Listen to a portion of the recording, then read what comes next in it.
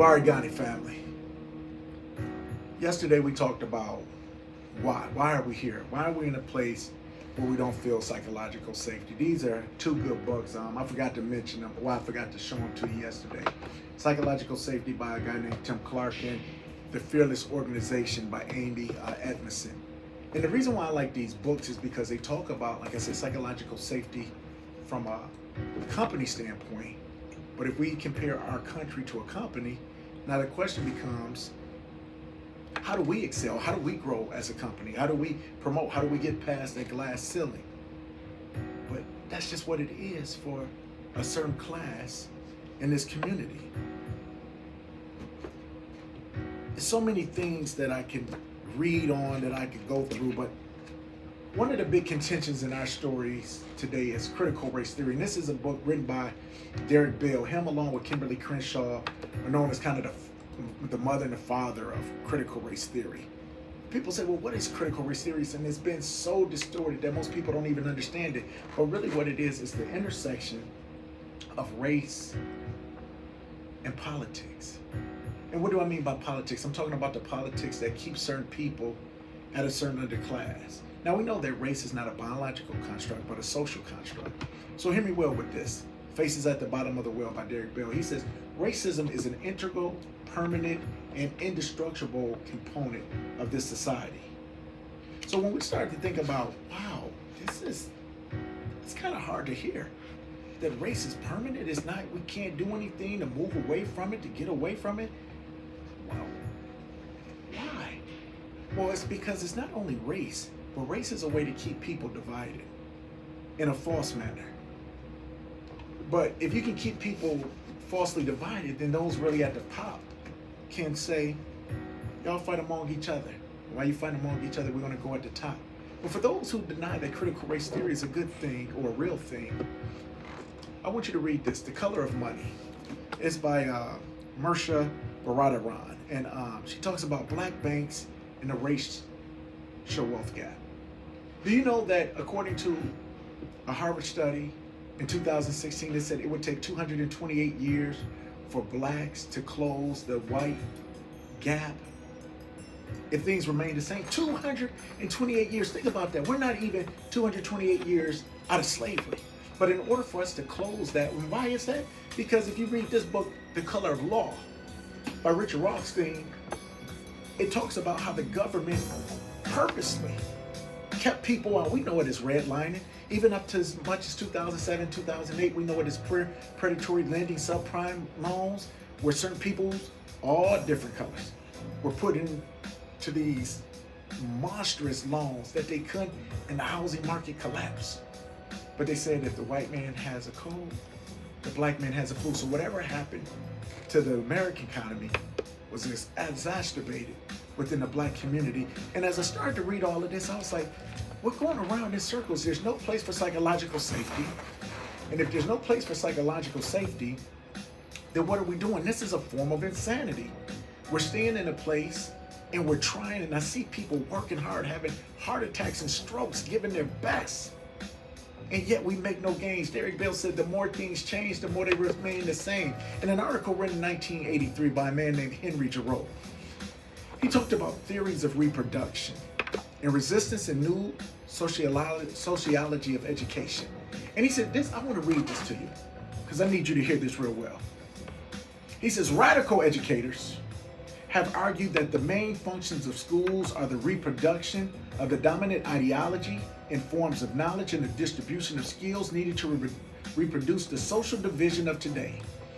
A little bit later in this article, he reads, it says, first, schools provide different classes and social groups with the knowledge and skills they need to occupy their respective places in the labor force, sacrificed by class, race, and gender. Second, schools were seen as reproductive in the cultural sense, functioning in part to distribute and beginning forms of knowledge, varies language, and the modest of styles that continue the dominant culture. As I started to think about this, I think about one other book, When Work Disappears by William Julius Wilson. And on page 152, he echoes those same words. This is what he says. Public schools in the United States were principally designed to provide low-income Native and immigrant students with the basic literacy and numeracy skills required for routine work in mass production factories, services, industries, or farms. On the other hand, families with professional, technical, and managerial backgrounds had access to elite learning processes in public and private schools and were able to utilize family connections and experience to prepare their children for higher paying occupations. The school to work transition processes were informal and largely family related, but were perpetuated through the formal learning system. So what do we always tell our children? Go to school. Even Malcolm X said it. He said, education is the passport to the future. But in all of these readings, what we read is how our education system perpetuates what we want. So every time we tell our son, we tell our daughter, go to school, get good grades, become the best you can be, what we are doing unintentionally is reproducing the same madness and chaos. In order for us to be radical and revolutionary, we have to do something to destroy the system. See, certain systems can't be reformed. Why? Because it's a built-in process for them to reproduce themselves. Did you hear what I said before? It would take 228 years from 2016 for blacks to equal white in the racial wealth gap. Well, we know even in those 6 years from 2016 when that study was put out to 2022 that the wealth gap has what? Increased even more. We have 2,000 billionaires, only 15 are black. But even with the black billionaires, you ask yourself, how are they distributing the wealth? How is a black capitalist any different from any other capitalist of any other race if they're hoarding the money when there's so many people who are struggling? But unbeknownst to us, the ones who are struggling, the ones who are trying to change the system, at the very same time, we allow the system to maintain. That's when they talk about a bureaucracy and it's too big to move. Now, all of those things I read from E. Derrick Bell, William Julius Wilson, written in 1992, 1996, the Giroux article in 1983, but by a lady by the name of Dr. Gloria Ladson Billings.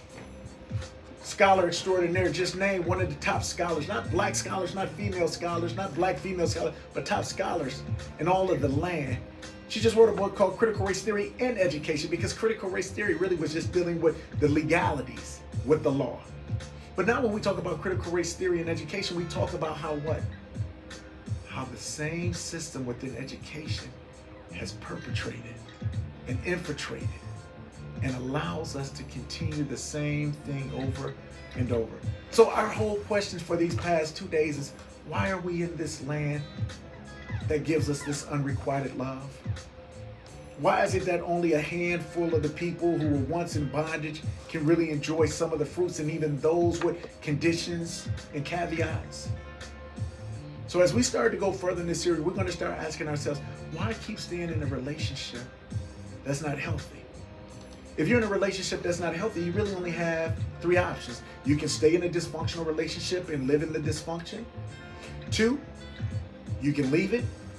Or 3, you can make some changes within it that makes it great for everybody.